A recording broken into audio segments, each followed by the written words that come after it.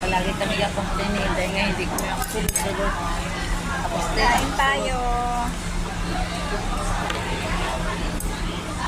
Tapos ito din sa airport, hindi mamahal din yan dito.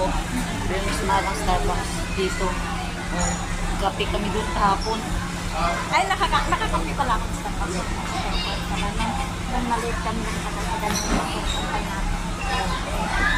Libre kami na kami, libre tayo sa nakakakapi. Libre yun sa kape. Guys, kakain kayo ng ganito. Saka ito, yung laman loob ng beef.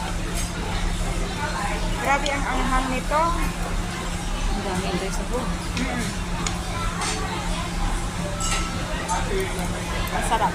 Ay, sarap. Hindi na nasa. Hindi na nakadala sa order mo.